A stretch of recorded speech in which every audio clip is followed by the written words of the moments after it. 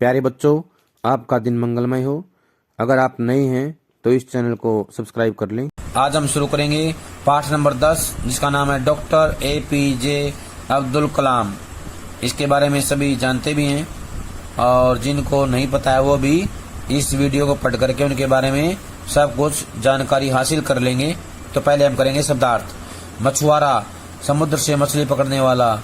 हावर craft, हवाई गद्दों वाला ऐसा वाहन जो जल, जमीन, बर्फीली सतह तथा कीचड़ पर भी आसानी से दौड़ सकता है। प्रक्षेपण, सामने की ओर फेंकने की क्रिया। आग्नेयास्त्र, किसी प्रकार की अग्नि या ताप के संयोग से चलाया जाने वाला अस्त्र। पोखरण, राजस्थान में एक जगह जहां भारत ने 2 बार परमाणु बमों का परीक्षण किया था। गाइडेड मिसाइल, लक्ष्य भेदी नियंत्रित प्रक्षेपास्त्र। ये एक ऐसी मिसाइल है जो अपने लक्ष्य पर सीधा जाती है। इस पाठ में भारत के 11वें राष्ट्रपति मिसाइल मैन के नाम से प्रसिद्ध डॉक्टर APJ अब्दुल कलाम के वैज्ञानिक अनुसंधान, उनकी शिक्षा, राष्ट्रवादी सोच आदि का वर्णन किया गया है। जन्म उनका हुआ था 15 अक्टूबर 1931 को, देहांत 27 जुलाई 2015 को। उनकी शिक्षा, राष्ट्रवादी सोच आदि इनके बारे में बताया गया है। उन्होंने पृथ्वी, आकाश, नाग, त्रिशूल, अग्नि आदि मिसाइलों के निर्माण व विकास में महत्वपूर्ण योगदान दिया। प्यारे बच्चों, आपने डॉक्टर APJ अब्दुल कलाम का नाम तो अवश्य सुना होगा। अब्दुल फकीर जैनुलाब्दीन अबुल कलाम, ये इनका पूरा नाम है, अथवा APJ अब्दुल कलाम। इनको मिसाइल मैन के नाम से भी जाना जाता है। उनका जन्म 15 अक्टूबर 1931 को तमिलनाडु के धनुषकोटी गांव में एक मध्यम वर्गीय मुस्लिम परिवार में हुआ। इनके पिता मछुआरों को नाव किराए पर दिया करते थे। 5 वर्ष की अवस्था में प्रारंभिक शिक्षा के लिए रामेश्वरम के पंचायत प्राथमिक विद्यालय में उन्हें दाखिल कराया गया। आगे चलकर उन्होंने सन 1958 में मद्रास इंस्टीट्यूट ऑफ टेक्नोलॉजी में अंतरिक्ष विज्ञान में स्नातक की उपाधि प्राप्त की।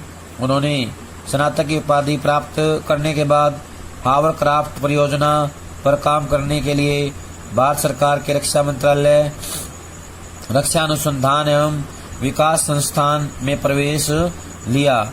DRDO बोलते हैं, रक्षा अनुसंधान एवं विकास संस्थान, इसमें उन्होंने प्रवेश लिया।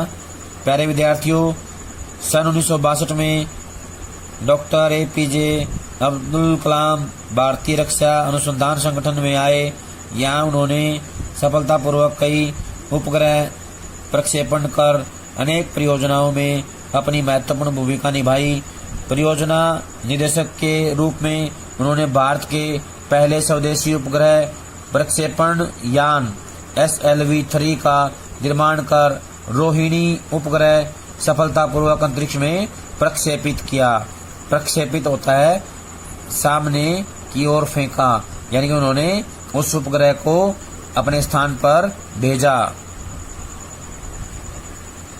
वे अक्सर कहा करते थे या कहते थे कि बिना प्रयास के कभी सफलता नहीं मिलती है और सच्चा प्रयास कभी असफल नहीं होता।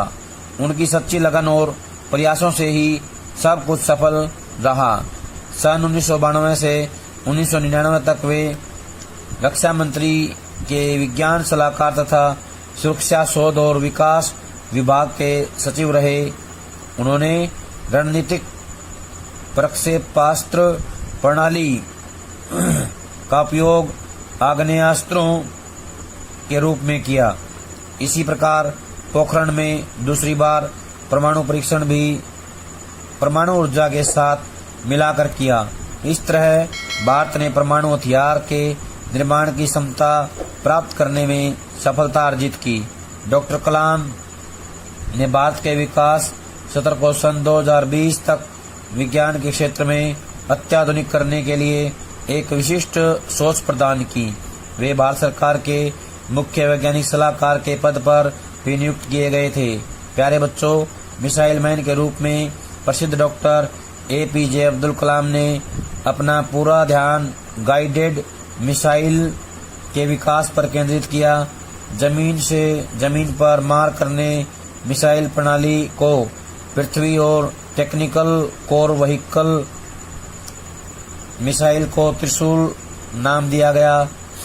जमीन से हवा में मार करने वाली रक्षा प्रणाली को आकाश और टैंक रोधी मिसाइल परियोजना को नाग नाम दिया गया। डॉक्टर अब्दुल कलाम ने अपने मन में संजोए रेक्स के बहुप्रतीक्षित सपने को अग्नि का नाम दिया। अग्नि मिसाइल और पृथ्वी मिसाइल के सफल परीक्षण का श्रेय उन्हीं को जाता है। सन 1998 में भारत ने अपना दूसरा सफल परमाणु परीक्षण किया। उनके अथक प्रयासों से भारत परमाणु शक्ति संपन्न देशों की सूची में आ गया है। भारत रत्न से सम्मानित डॉक्टर अब्दुल कलाम देश के सच्चे सपूत थे। सन 27 जुलाई सन 2015 को यह महान आत्मा इस संसार से विदा हो गई। प्यारे विद्यार्थियों, ध्यान देने योग्य बात यह है कि डॉक्टर अब्दुल कलाम राजनीतिक क्षेत्र के व्यक्ति नहीं थे, लेकिन राष्ट्रवादी सोच और भारत की कल्याण संबंधी नीतियों के कारण उन्हें राजनीतिक दृष्टि से संपन्न माना गया। इसी चिंतन और राष्ट्रवादी सोच के आधार पर डॉक्टर अब्दुल कलाम भारत के 11वें राष्ट्रपति निर्वाचित हुए थे। वे जुलाई 2002 से जुलाई 2007 तक इस पद पर रहे। श्री कलाम बातचीत में बड़े विनोद प्रिय स्वभाव के थे। वे अपनी बात को बड़ी सरलता से रखते थे। इनके व्यवहार में हास्य मिश्रित वाक्यों का प्रयोग हुआ करता था। डॉक्टर कलाम सभी प्रसंगों को मानवीयता की कसौटी पर रखते थे। डॉक्टर कलाम के लिए जाति, धर्म, वर्ग, समुदाय का भेद कोई महत्व नहीं रखता था। वे सर्वधर्म समभाव के प्रतीक थे। प्यारे बच्चों, डॉक्टर अब्दुल कलाम भारत माता के सच्चे सपूत थे। उन्होंने अपनी कलम से अपने व्यक्तिगत एवं व्यावसायिक संघर्षों के वर्णन के साथ अग्नि, पृथ्वी, आकाश, त्रिशूल एवं नाग मिसाइलों के विकास की कहानी भी लिखी है। उन्होंने अंतर्राष्ट्रीय स्तर पर भारत को मिसाइल संपन्न देश के रूप में जगह दिलाई। भारत को एक महाशक्ति के रूप में देखने का उनका सपना अवश्य पूरा होगा। प्यारे बच्चों, आपको अपने जीवन में भी उनकी तरह राष्ट्रवादी सोच तथा भारत की कल्याण संबंधी नीतियों को अपनाते हुए आगे बढ़ना है। कहने का आशय है कि हमें भी देश के लिए कुछ करना है, देश के कल्याण के लिए करना है। प्यारे बच्चों, आज जो काम करवाया है सभी इसको कॉपी में लिख करके याद करेंगे। सभी का बहुत बहुत धन्यवाद।